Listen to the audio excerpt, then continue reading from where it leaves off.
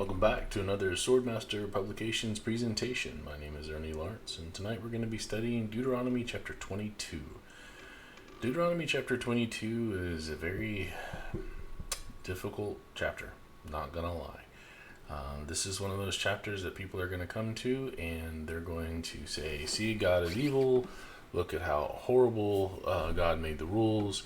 And of course, they're judging everything from the context of the 21st century, and they are not framing it in any way in the mindset of what's going on at this time in the world, how the world is, how humans are at this time.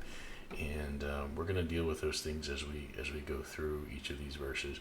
Some of these things are going to be fairly brutal. Some of these things are going to be pretty interesting, but we're going to try to break those down as we come to them. And there's a lot of different things in this chapter too. This isn't an overall thematic chapter like some of the ones we've done. This chapter has a lot of like individual rules, and so we're going to have to break those down as we get to them. So all right, let's get started. Deuteronomy chapter 22 and verse 1. You shall not see your brother's ox or his sheep go astray, and hide yourself from them. You shall in any case bring them again unto your brother. And if your brother be not nigh unto you, or if you know him not, then you shall bring it unto your own house, and it shall be with you until your brother seek after it, and you shall restore it to him again. In like manner shall you do with his ass, and so shall you do with his raiment, and with all lost things of your brothers which he has lost, and you have found, shall you do likewise. You mayest not hide yourself. Okay, verse 4 kind of completes this thought. You shall not see your brother's ass or his ox fall down by the way, and hide yourself from them. You shall surely help him to lift them up again. All right, so these first four verses. The word brother here, remember, these are rules for the Israelite nation. And so this word brother, it says even if you don't know him. So brother here is used in a very broad context of anybody that's an Israelite. And we see Jesus kind of riff on this a little bit when he talks about who is my neighbor. And he talks about the people who aren't even of Israelite heritage and how you are supposed to treat them. And so you can't see something that is wrong. Particularly here, this is with property, but extrapolating this out, you can't see something that is wrong and not do something. Now, to make a modern application of this, just to give you an idea of what this might look like today, if you see somebody, like let's say an old man, that's just getting beat up by a bunch of teenagers, just to give you an extreme example, because this does happen. We see it all the time on the news, on YouTube, on wherever. You see somebody that's getting beat up like that. Your first instinct is not pull out your camera, your phone, and record it. Your first instinct should be to go help that person. And this is what God is saying here for the Israelite people. If you see something that has gone wrong, somebody's animal has wandered off or is fallen into a ditch or is hurt or something, and you don't see anybody around, go grab the animal, bring it. Like if it looks like it's not a wild animal, it looks like it belongs to somebody, bring it to your own stables, bring it to your own place. Care for it until somebody comes looking for it, and then give it to them. Okay, now think about what that would do in the relationship between those two people. You've helped them out. Those animals are worth a lot of money. Even today, animals are worth a lot of money. Domesticated animals are worth a lot of money. If I saw, I know living in Texas, we lived out in the country, and where my parents still live. And, if we saw a cow wandering down the road, probably going to know whose it is, or we could call around and find out, because there was a few farms around where we lived. And, it would be the thing to do to go grab that cow and try to kind of lead it to a place of safety, off away from the road, and take care of it. This is what God is commanding them to do because it's the right thing to do. Okay, this is kind of a no-brainer, but this is really the mentality here that a lot of people today have of, it's not my problem. It's not my problem. I'm just gonna brush it aside and not do anything about it. It's not my cow that got out. It's not me that's getting beat up. It's not my child that's lost, or whatever that you see that's wrong. God wanted the Israelites to see the problem and to help out, even if it wasn't their problem to deal with. And this is one of those that got brought forward into the New Testament, the way that Jesus talks about the way that we're supposed to treat our neighbor, the way that, if I lost something of value, especially like a child, or to a lesser extent my dog, which has happened. My dog is an escape artist. He got out, and some very kind people in the neighborhood found him, posted it up on the Facebook chat for where I live, and we got him back. And so that's the way that we're supposed to act even today under the New Testament. But it's a very common sense kind of command. Don't go bury your head in the sand, and don't say it's somebody else's problem. It's not my problem. That's the wrong way to handle the situation even today. Okay? Next one. And I know that this one is going to cause all manner of problems. And I'm going to preface this with, yes, this is in the Old Testament, but we're going to expand this out, because we're going to bring it into the New Testament as well. But this is one of those that is not going to be popular today at all. And I don't care. It needs to be said. It's as true today as it is in the Old Testament. Just the idea of the whole idea of gender confusion and stuff. I'm just going to lay it out flat. I'm going to read the verse first, and then we'll talk about it. The woman shall not wear that which pertains unto a man, neither shall a man put on a woman's garment, for all that do so are an abomination unto Jehovah your God. The idea here is specifically cross-dressing, but in the broader context, this idea of gender confusion. Before the 21st century, gender and sex meant the same thing. There was male and there was female, and then there was a very small percentage of people who biologically had mutation problems, where the plumbing got all confused and everything, but it was a very, very tiny bit. The crazy people in the world will try to go to that very small genetic anomaly and make that the norm. And when they do that, you have to be aware that that's what they're doing, and say, I'm not talking about the biological minuscule percentage of people who have a different struggle. I'm talking about the people who were born male or female. And those people are the normal, they are the standard, they are the design, they are the way things are meant to be.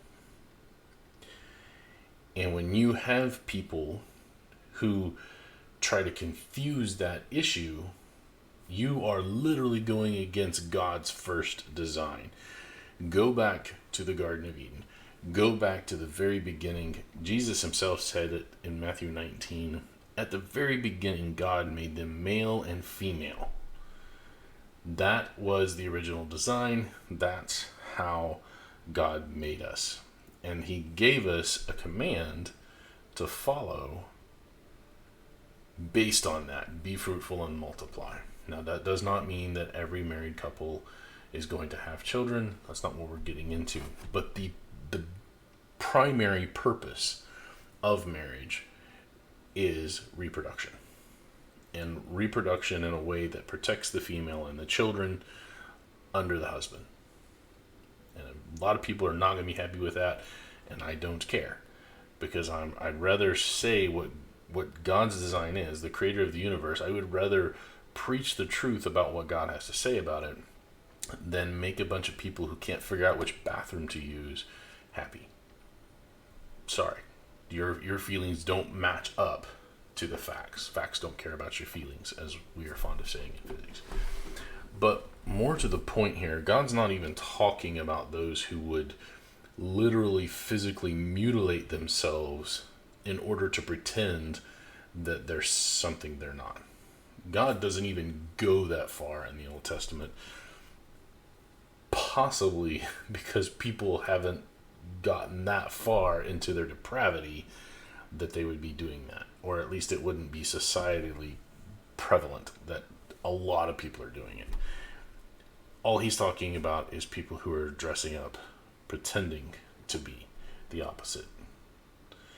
And it's one thing to say that, okay, women are going to wear slacks and a blouse, and they're going to have like business attire or whatever. When they dress a certain way, they're not trying to look like men. There is an obvious distinction in the way that they dress. They're not trying to confuse people with the way they dress.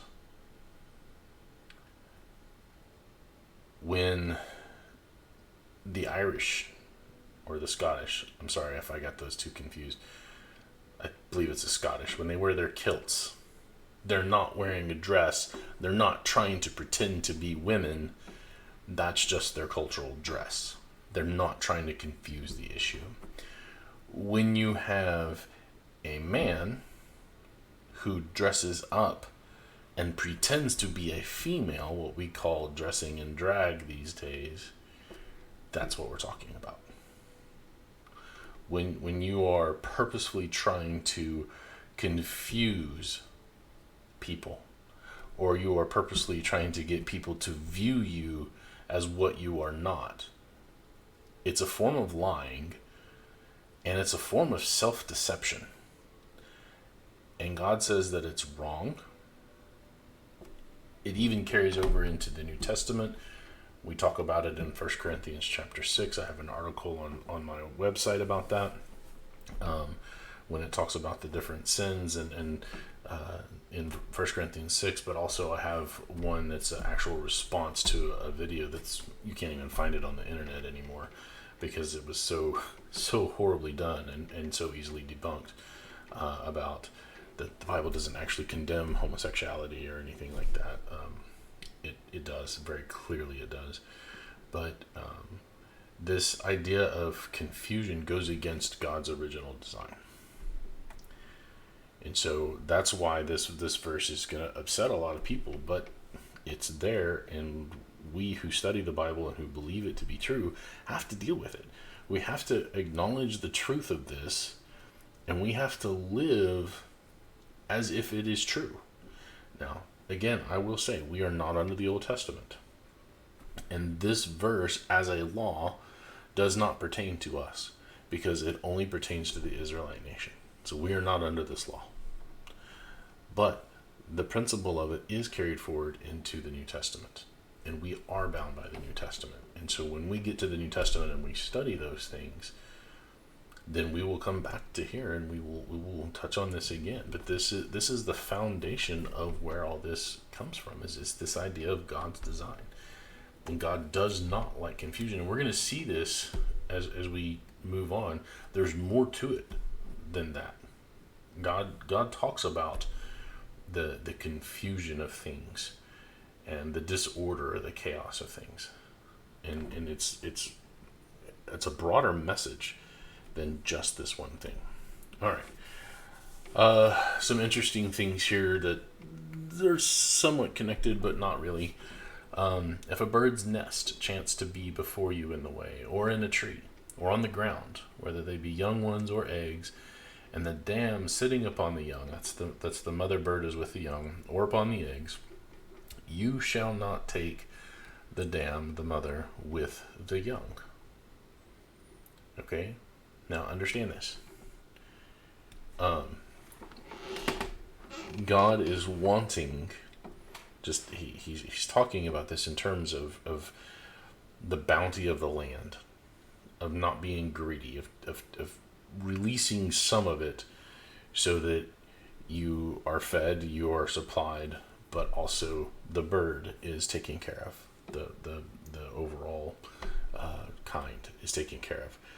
Because he says, you shall in any wise let the dam go, but take the young for you, that it may be well with you, and that you may prolong your days.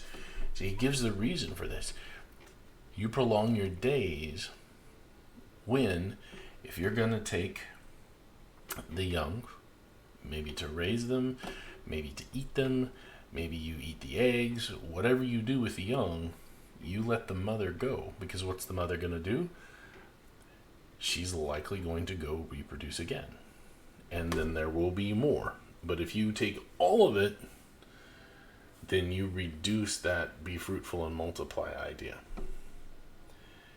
And so God is teaching them about conservation here, of being good stewards. This is something that people will get onto Christians and onto us about, well, you just don't care about the environment. Because we say God's design will take care of itself, will heal itself. We don't worry or concern ourselves that mankind will ever destroy the planet. And it's because God's design is very robust, and mankind's not really going to be able to do anything that would environmentally impact the earth so much that the earth can't heal itself. And there have been countless examples, the BP oil spill, Exxon, LDs, all these things, where it's going to be years and years and years, and then it takes a couple of months, and then everything's fine. But the converse of that is, we don't go out and purposefully teach that we should go out and just mess with the environment. For someone like me who has taught for 14 years in the classroom in my physics classes that global warming is a hoax, is a perpetuated hoax, and shows the science behind why it cannot be true, there is another side to me that says that doesn't mean we should go out and purposefully pollute and not be good stewards of what God has given us. There is a responsibility that we have to use the planet that God has given us in a wise fashion. And so I don't have problems with recycling, and I don't have problems with people wanting more fuel efficient cars or a clean energy source or whatever, as long as they're doing so responsibly. One of my favorite topics to talk about is water fuel cells and nuclear fusion. Both of those are fully clean forms of energy, and I would love for us to get to those. And I think both of those forms of energy would be being a very good steward of this planet. God here is teaching the Israelites about that stewardship, about being good stewards, not being greedy and consuming everything. And he says it so that you may prolong your days. It's a pretty simple, straightforward lesson. It's kind of surprising for a lot of people, I know, but it's there. Another interesting law here, verse 8, just all by itself. When you build a new house, you shall make a battlement for your roof, that you bring not blood upon your house, if any man fall from there. So what's this battlement? This idea of a battlement is when you build a roof, there needs to be a section under, like below hanging. We would call them eaves, or we would call them like you might see like little bafflements or something, this little cloth-based canopies hanging off. Basically, the idea is if somebody falls off of your roof, there's got to be something there that catches them on the way down, so that they don't die. It literally says that you bring not blood upon your house, because if they fall off your house and you didn't build these, well, God told you need to build these in case somebody falls off. Because if they fall on the battlements are lower to the ground, maybe to keep rolling, and maybe they hit the ground, but you're going to have this kind of distribution of energy. They roll, they hit the battlement, they expend some of their energy, but they're still got that potential energy, and then they roll off onto the ground, but they don't have as much energy. And so maybe they bruise, maybe they get the wind knocked out of them, but they're not going to break something serious, and they're not going to die. And so God is all the way down to how you build your house is how much he's saying to take care of people. And again, this is caring about your brother, caring about your neighbor. Here we get to another section, which is really about the confusion. God is a God of order, not of confusion. That's straight out of 1 Corinthians 14. And part of that is hearkening back to God's design of things. And the way, and God's not telling them to do this to be arbitrary. He's teaching them these things because they need to understand the bigger picture about confusion, the bigger picture about what it means to mix things together or to cross over the lines of design that God has given to the world. That's the ultimate lesson for these. So let's read through these verses and then we'll talk about it. You shall not sow the vineyard with diverse seeds, lest the fruit of your seed which you have sown and the fruit of your vineyard be defiled. Okay, so they don't want God saying don't sow your vineyard with multiple different kinds of seeds, like grapes and I'm not much of a gardener type person, but let's say grapes and like tomatoes. Both of those are kind of viney type things, but if you sow both of those together, then they grow together, and it's confusion. It's difficult to harvest, and they work against each other, and you're just going to have a lot of problems doing that. So don't sow your vineyard with diverse seeds. Don't plow with an ox and an ass together. What's that going to do? That's actually going to hurt your animals, because the ox and the donkey are built differently. You have an unequal distribution here, and God even ties this together in the New Testament, talking about us being unequally yoked with an unbeliever. Drawing off of this, don't put an ox and a donkey together. They cannot plow at the same, and you're going to cause both of those animals to have problems. You shall not wear a garment of diverse sorts, as of woolen and linen together. If you make a woolen garment, you had to wear all wool or all linen. You couldn't have a mix and match. Now again, these specific things are Old Testament. These rules are all Old Testament here.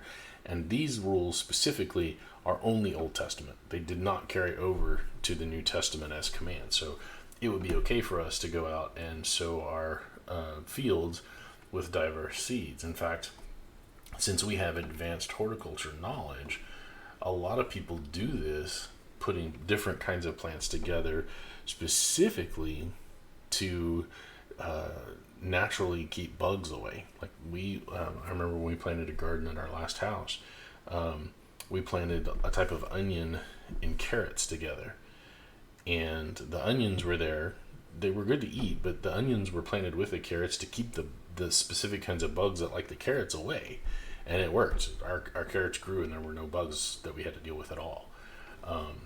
And so under the New Testament, perfectly fine to do that. We can wear mixed garments like that, or we could if we really wanted to sow a field with an ox and a donkey together, although very few people still use animals these days. We got tractors and whatever. Now, the donkey and the ox or the cow together still going to have the same problems. Probably shouldn't do that. No farmer I know of would do that. But it's not a command. You're not violating something. The bigger picture here, though, is the confusion and getting into the design of things and not mixing things together in a way that would be confusing to people. And it goes back to this idea of cross-dressing here. The idea of mixing things in such a way that you have an inequality, or you have a well, it's just the word confusion. It's the best thing. Is it you can't tell one way or another, and it does go back to this idea of the man and the woman.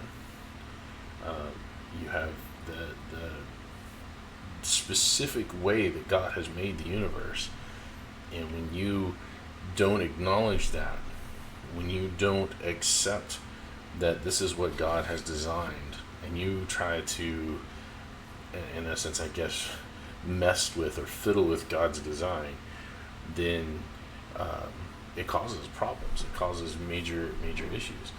And for those, in terms of horticulture, back then they didn't have the knowledge that we did.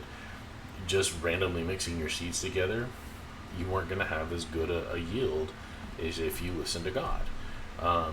If you put your two different kinds of animals together, that biologically they're going to have problems. Not as sure on the mixed garments, the wool and the linen. I don't know if there's any physical problems that causes, but the lesson is still there of the mixing of the two things. And the same thing with the other two examples here. The idea of mixing things together, that God wants this idea of things used the way that they're meant to be used. Another part of this, another idea of this, is purity. And this is the lesson I think that most people hear about when they read these few verses. Is God wants things to be pure in what they are. So if you want to sow a grape vineyard, it needs to be purely grape. If you want to wear clothing, it needs to be purely one kind of clothing. And it was supposed to symbolize this idea of you being holy or purely God's, and not trying to straddle the fence, not trying to be a little bit faithful and a little bit do whatever you want kind of thing. And I think that's a very, very major point here, a very salient point that God's trying to make. But I think there's also that idea of how God designed things that a lot of people don't touch on. All right, moving on. Verse 12, you shall make you fringes upon the four quarters of your vesture, wherewith you cover yourself. Just a random command. They were to make these fringes. The fringes were around the outside of whatever was on the outside that you covered, their robes, essentially, that they wore on the outside.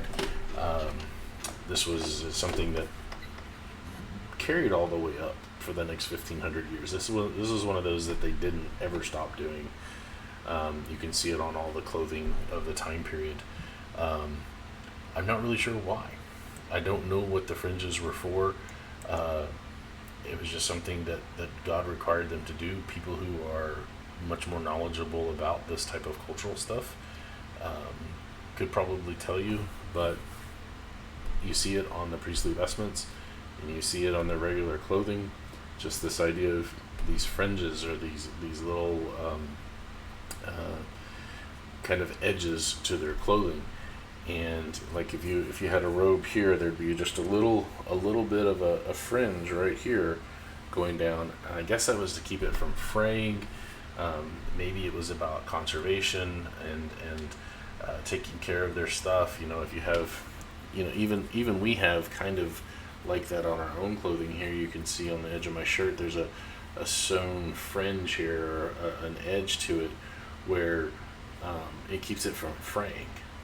So if I didn't have that, if the shirt just ended, then the ends of that would probably wear away real easily, and the shirt would fall apart a lot sooner than it has. And I've had this shirt for a very long time, so it's probably my favorite shirt. But I would think that it has something to do with conservation and just keeping the clothes and being a good use of, or a good steward of your resources, would be my best guess. I don't know for certain on that one. So next one. This is getting back into the whole well, God is a misogynist, or God hates women, or whatever, and that's not what this section is about at all. A lot of this is about protecting women in a time period, and please understand, the rules that God gave Israel was to preserve the nation for 1,500 years in a time when people were killing each other with swords, were plundering and raiding and doing a lot of things that we would consider fairly barbaric, although those things are still happening today. Don't happen as much, especially in first world countries like America, but they do happen. Even some of the things that are talked about in here do happen, even in America. But the time frame of this is when it was very rampant. It was everybody all over the place. This was a thing that was prone to happen. And so women, being the weaker vessel, physically weaker vessel, as the New Testament talks about, did not have much of a way to protect herself. She was not trained often in the martial arts, and by that I mean swinging a sword and carrying a shield and wearing armor and riding a horse and all of the things that, like, mounted combat type stuff. Women were not trained in that ever. They were the homemakers. They were to stay at home, and they were seen as these people to be protected. They were valuable, not in the objective, like we're not talking about objects here, but they were valuable in terms of their personhood. They were individuals, but they didn't have a way to protect. You today you have women, they carry guns in their purses, and that's great. That's awesome. I'm all for that. Very, very pro gun. Women who have the capacity to protect themselves in a society where rape and kidnapping and all of that still can happen is awesome. And I'm glad that they have that. I'm glad that women are able to do that today. Back then, most of them couldn't carry a sword big enough to defend against a big dude with a sword, because their muscles just weren't as strong. And so in that time period, in that frame, we have to understand that's where these laws come from. And notice that in the New Testament, a lot of this changes because society has moved forward and become more civilized. So we don't have a lot of this that is in the Old Testament. We don't have a lot of this in the New Testament because of that civilizing of man. And we have it today. We have a more civilized society than when the Old Testament was written.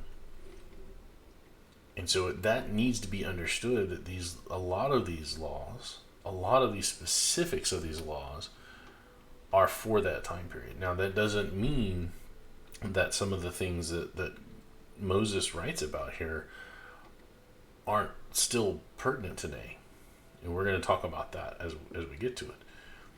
But specifically the laws of when a woman is required to do a specific thing in a specific situation was for this time, because it was a brutal time. It was a less civilized time, and it was for her protection. So let's get into it. If any man takes a wife and goes in unto her and hates her, he goes to her and for whatever reason they just don't get along, and he does not like her at all, and give occasions of speech against her, and brings up an evil name upon her, and say, I took this woman, and when I came to her, I found her not a maid. So he marries this woman, and just turns out he does not like her at all. He starts to tell stories about, when I came into her, she wasn't a virgin. Then shall the father of the damsel and her mother take and bring forth the tokens of the damsel's virginity unto the elders of the city in the gate. Going back to this time period, I think this even went all the way up through medieval times. When a man and a woman were married, it was a big celebration. They would all get married. They would get married, and then they would go up and consummate with everybody cheering them on. And then when the sheets were done, when they were done for the night, the sheets would be taken, and some of it with the blood of the woman from being no longer a virgin would be kept as a token, as proof, as evidence that she was indeed a virgin on her wedding night. And that's what it's talking about, the tokens of the damsel's virginity. Proof that when that dude went into her for the first time, she was a virgin. And again, we would think, oh, how uncivilized, how horrifying was that? But again, they did this for centuries. We're talking 1,500 years of the Old Testament, and then probably pretty close to another 1,500 years all the way past that. Because that was the only way to prove that they were still a virgin, at least in their minds. And so they would have these tokens, and so they would bring these tokens to the elders of the city gate. And the damsel's father shall say unto the elders, I gave my daughter unto this man to wife, and he hates her. And lo, he has given occasions of speech against her, saying, I found not your daughter a maid. And yet these are the tokens of my daughter's virginity. And they shall spread the cloth, there's the sheets, before the elders of the city, and the elders of that city shall take that man and chastise him. So here's the deal. The dude doesn't like her, makes up a bunch of rumors about her, lies about her, says she wasn't a virgin when I married her, because he doesn't like her. So he's just trash talking her. And the father, bearing some responsibility for his daughter, says, nope, she was a virgin. Here's the proof. And he's just saying this because he doesn't like her. The elders of that city shall take that man and chastise him. Now, chastising is a public rebuke, is telling him you're not doing what you're supposed to be doing, and they shall immerse him. Now, this was a new word for me today. Immerse means to charge a fine.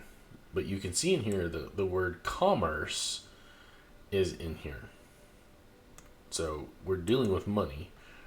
Took me a while to do that, but A means not, and then merce. So they're basically, he's not having as much money as he used to have because he had to pay a fine. And they shall immerse him 100 shekels of silver, and give them unto the father of the damsel, because he has brought an evil name upon a virgin of Israel. She shall be his wife; he may not put her away all his days. So he's got to pay 100 shekels of silver to the father of the woman that he's been trash talking, because he spoke evil of somebody who was pure, who was an Israelite, who was doing what she was supposed to be doing. And she shall be his wife. In other words, he has got to do his duty to her, his marital duty to her. We even see this in 1 Corinthians 7 to an extent where it talks about that the man's body is not his own. His body is his wife's, and his wife's body is his. And they must render unto each other what it's called due benevolence. They basically can't withhold their bodies from each other. And so he has to be wedded to this woman that he does not like. And he's got two choices. Number one, he can remain miserable for the rest of his days being married to somebody that he doesn't like, or he can change.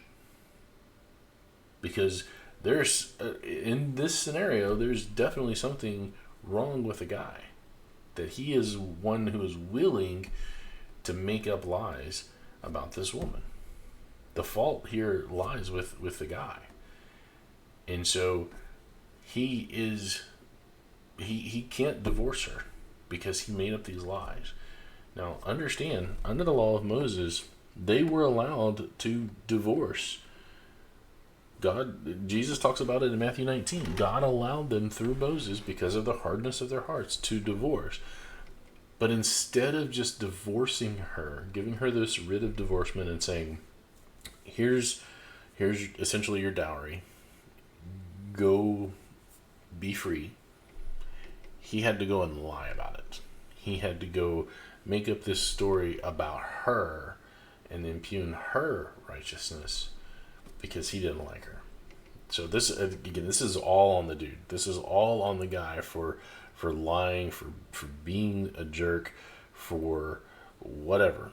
Instead of doing things the proper way that either freed her and said, it's just not working, go out, good luck. He had to be a complete donkey about this, and he had to make up lies about her. And so now he is never going to be free of this person that he hates. And so he has a choice. He could be miserable for the rest of his life, or he can change the kind of person that he is. And he has to pay the father 100 shekels of silver, which is not a small amount of money. That's quite a bit of money. But perhaps he's not being a jerk. Perhaps he finds out on his wedding night that she isn't a virgin, but he tries to give it a go, and it just doesn't work. And he dislikes her. That's the beginning of his dislike, because she lied to him about it. Maybe she continues to lie about things. Maybe she's just a shrew, maybe whatever. But he comes to just really not like her. But it's true that she was not a virgin on their wedding night when she said she was. If this thing be true and the tokens of virginity be not found for the damsel. In other words, there is no evidence that she was a virgin when she said she was. Now, obviously, a woman who was divorced and isn't a virgin is going to go into another marriage without these tokens. So this is a different scenario here. But this is where a woman has been married for the first time and she was a virgin said she was a virgin when she got married. So they shall bring out the damsel to the door of her father's house, and the men of the city shall stone her with stones that she die, because she has wrought folly in Israel to play the whore in her father's house. So this is the scenario that God is saying. You lied about being a virgin. Your father was complicit in the lie. And because of the lie, because of the evil and the money that's involved, the money that changes the dowry, the idea of the things that come with being married, you're basically a prostitute. You're paying for sex, or you're being paid for sex in her case. And so they take her to the father's house and stone her at the father's house. And the father has to sit there and watch his daughter being killed because of her lie. And it says, this is how you put the evil away from among you. Not going to happen a whole lot of times. You're not going to lie about this a whole lot of times if this is the punishment for that. How many times did this actually happen? No idea. Probably a few times over the course of 1,500 years, but probably not a lot. We know that there was a woman who was caught in adultery that was brought to Jesus, and they were asking to stone her. But were they actually going to stone her? Did she actually get stoned? No. So I don't know how often this happened, but it was definitely a law that was very, very powerful in its preventative nature. Okay? Continuing on with this.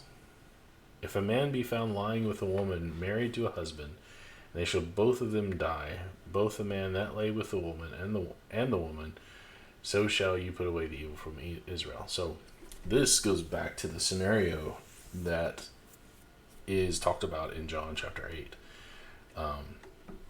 The adulteress is brought before Jesus, and they said, we caught her in the act. Well, what is the command here? If a man be found lying with a woman married to a husband, so she's committing adultery, they both of them shall die. Well, they brought only the woman to Jesus. They caught this person they caught in the act How can they catch the person in the act and not have the dude as well? If they had brought the dude and the woman, then they could have kept the law, because this is what the law says.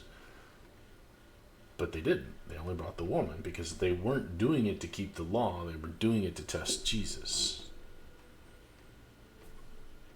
And of course, we've covered this before. There's a lot of implication here that the people who caught the woman were actually involved in, like one of them was part of the act so that they could catch the woman. They were complicit, if you will. And so only the woman is brought. But Jesus is like, whoever's without sin, in other words, whichever one of you that weren't involved in this, you throw the first stone. And they all went away, and Jesus wasn't a witness, so he couldn't, under the law, stone her. And so he avoided their trap very, very wisely. Okay? The damsel that is a virgin be betrothed unto a husband, and a man find her in the city and lie with her, and you shall bring them both out unto the gate of that city, and you shall stone them with stones that they die. Oh, God is so evil for commanding this, right? The damsel, because she cried not, being in the city, and the man, because he has humbled his neighbor's wife, so you shall put away evil from among you. All right. Lots to unpack here.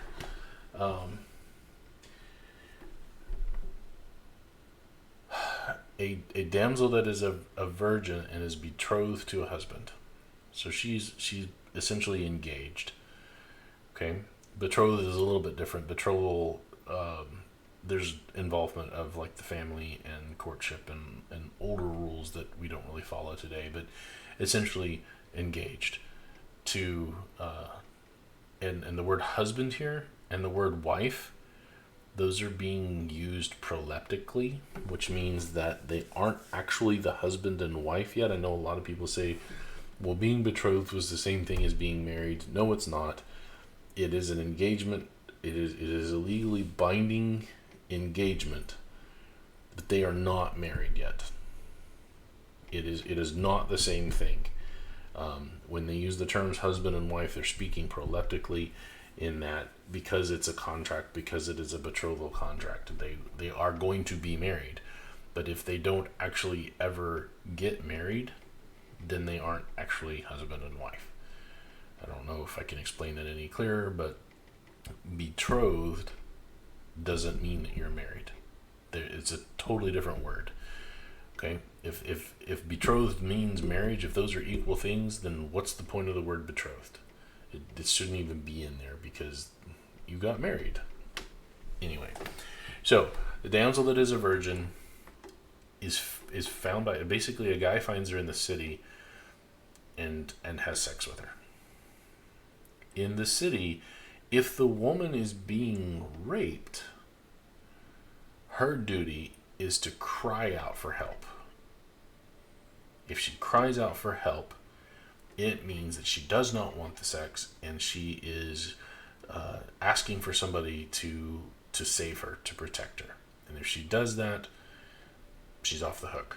Even if the guy ends up raping her, she's off the hook. She's fine. If she doesn't cry out for help, that's what God's saying here. If you don't cry out for help, it means that it's not a rape. It means that you accepted it, that you were seduced by this man, that however the coming together happened, because you weren't seeking to be saved, then you were complicit in the act. It wasn't a rape, it was consensual.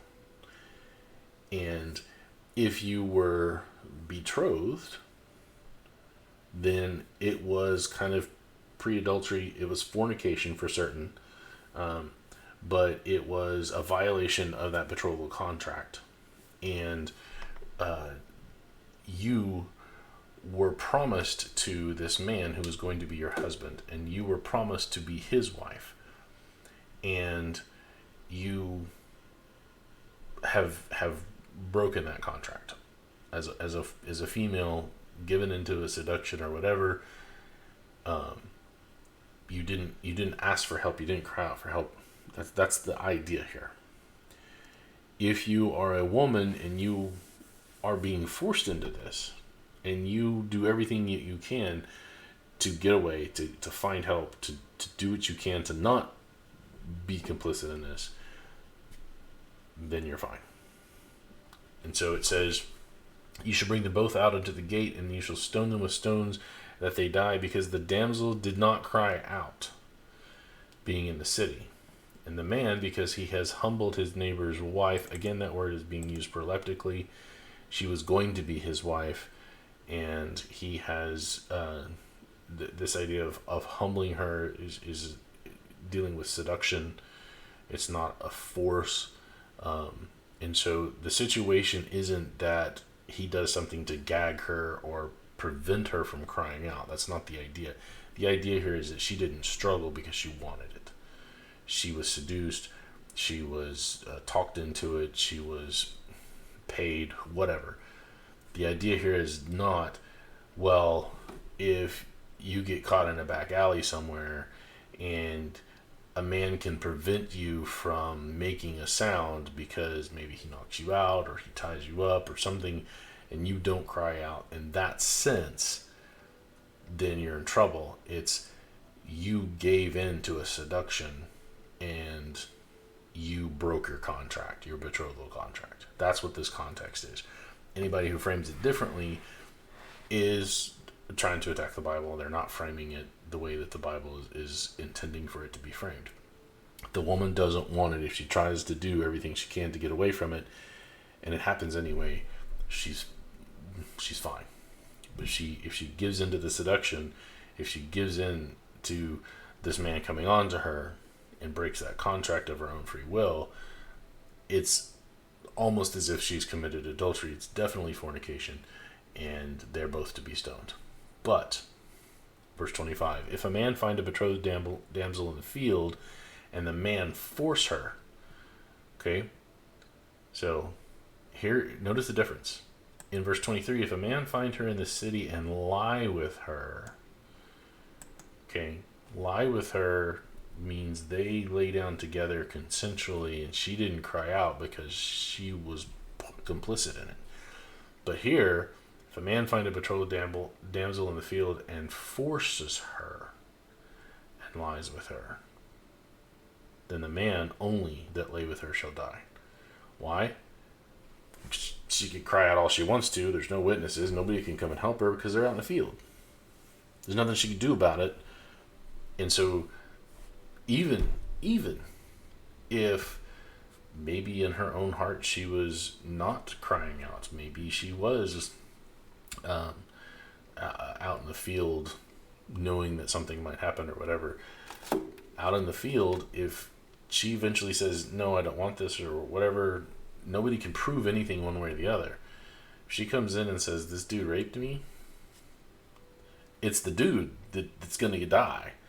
Whatever actually really happened, the dude's going to die because there were no witnesses or whatever. That's actually protecting the women. A lot of people are like, God doesn't protect the women. God doesn't protect the women.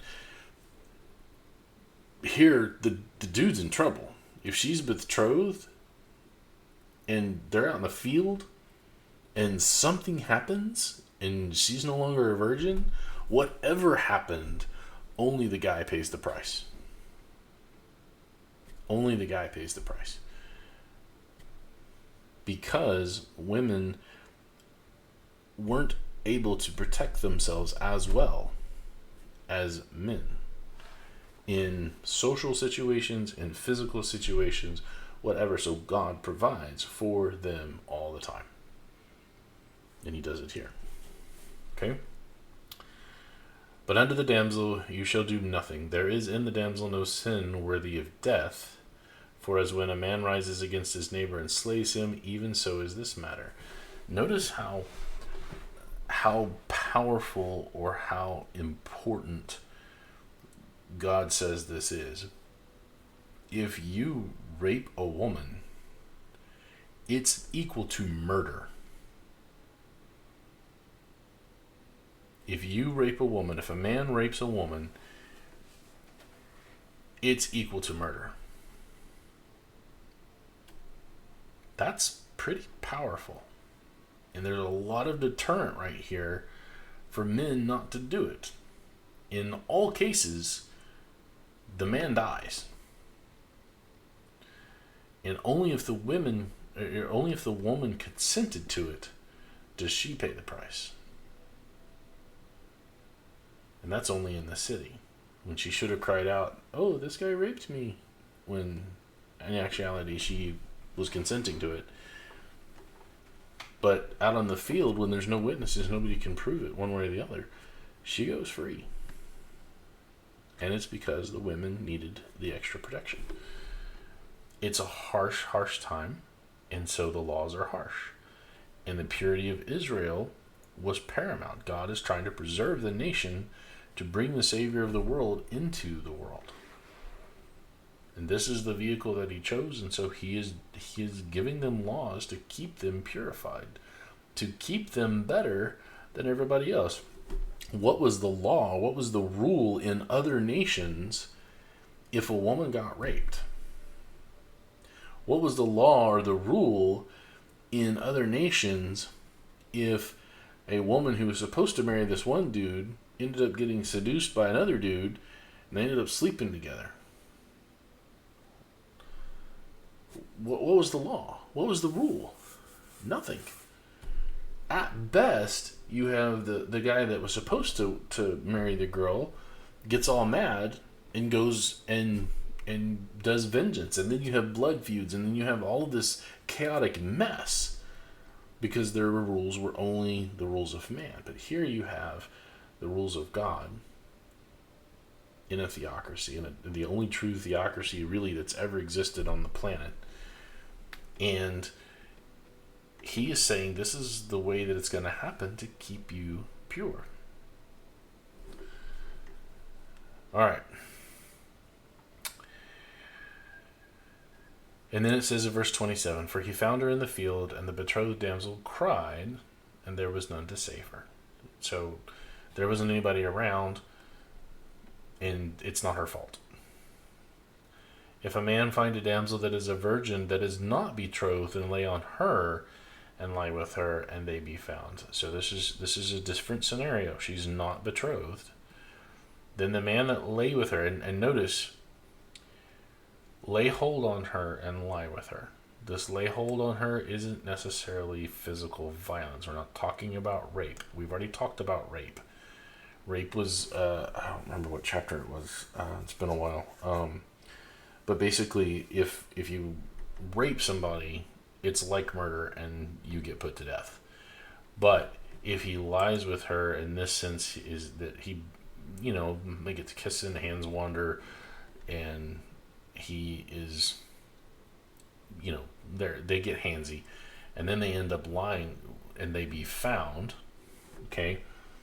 "Then the man that lay with her shall give unto the damsel's father 50 shekels of silver." That's half the price of the immersing up above.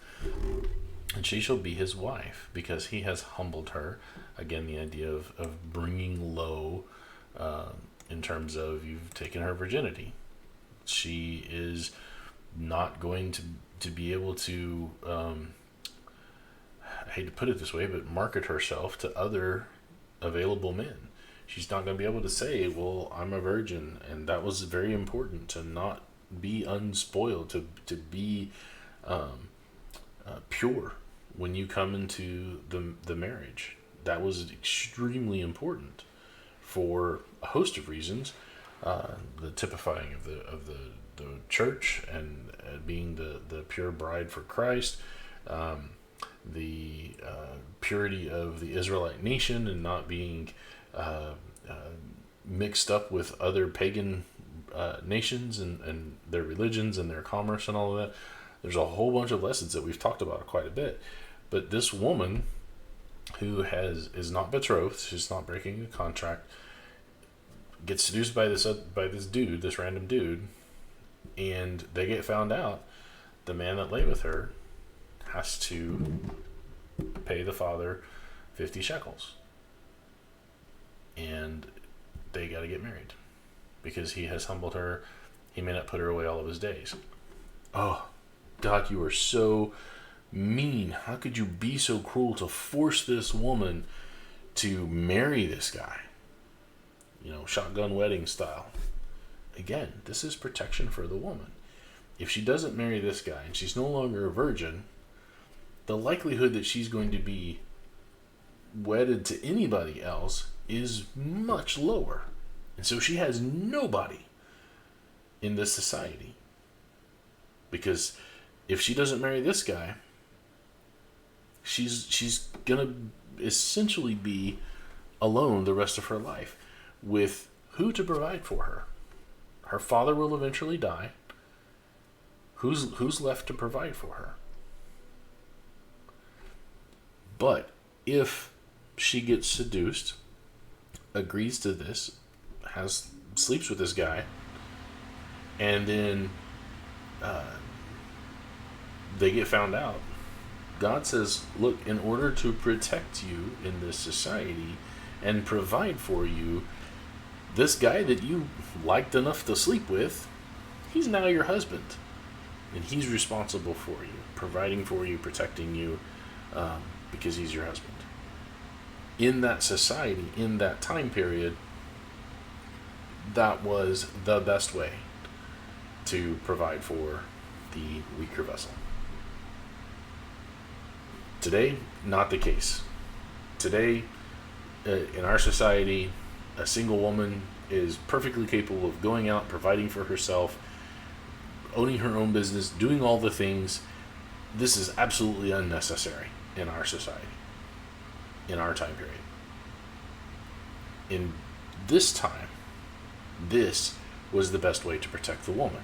And people who read this and interpret it from a 21st century perspective, ask them, well, if the woman gets caught lying with a man, having sex with a guy, she's no longer a virgin, so she's not desirable for the majority of dudes. How is she supposed to eat? How is she supposed to find a roof for her head? How is she supposed to survive in this society? Because she can't go out and start her own business in this society. The way that things were structured, she did not have the opportunities that women today have. So you interpreting it from a 21st century position, from that perspective, answer that question. What would be the best way for you to protect this woman if you get to make the rules? Most of the time it shuts them up because they don't have an answer. They're not arguing from this, we're talking 1500 BC. They're not arguing from that framework. They're arguing from 2021. Okay? All right. And then the last verse here, just, this chapter's got a lot of this in it. A man shall not take his father's wife, nor discover his father's skirt. Basically, don't sleep with your mom. Don't sleep with your stepmom. If your dad is married, that's his wife. Don't go there. Just don't do it. We see this actually happen in 1 Corinthians 5, a Gentile context, not an Israelite context. So this is one of those that's brought forward. The idea of you going to your father's spouse and sleeping with her is a no-no in every context. It's a no-no in terms of if it's your mom, close relative, bad idea, just even talking biologically. But even if it's like your stepmom or something along those lines, that is your father's wife. Don't do it. And in 1 Corinthians 5, they disfellowshipped the guy in order to correct the measure. And then when we read in 2 Corinthians 5, the guy repented, and the congregation was having trouble forgiving him and letting him come back and be a part of their congregation again. That's a totally different lesson. Anyway, Moses right here, just don't do it. Okay? A long lesson, not a very long chapter, but a long lesson, lots of things to decompress. Again, there's a lot in here that a lot of people are going to be like, oh, God's evil, God's mean, God's a misogynist, all those things. Again, because they're coming from the wrong perspective. They're trying to judge things from the 21st century perspective. They don't have an answer when they talk about it from a 1500 BC perspective, in terms of this context, because this is an entirely different context for a lot of these rules, and a lot of them are there to protect the women that these Bible haters say God hates. God is actually protecting the women. He's providing for them, and he's also keeping his nation pure to bring about the Messiah into the world to save everyone who wants to be saved. So, but that wraps it up. I know it's been a while since I've done these. I had a very, very busy, very productive summer. Got a lot of things done. Hopefully for the purpose of giving myself more time in the future to do, all the way through the Bible. Eventually, it would be cool. But if I can just make it through the law of, the first 5 books, the law of Moses, that would be great. But thank you for joining me. We'll try to get to chapter 23 as soon as possible, and try to keep these rolling. School's about to start. Get back on a more regular schedule, so maybe I can do more these on a more regular basis as we get into that. So anyway, y'all have a good evening. My name is Ernie Lawrence, and this is another Swordmaster Publications presentation. Y'all have a good night.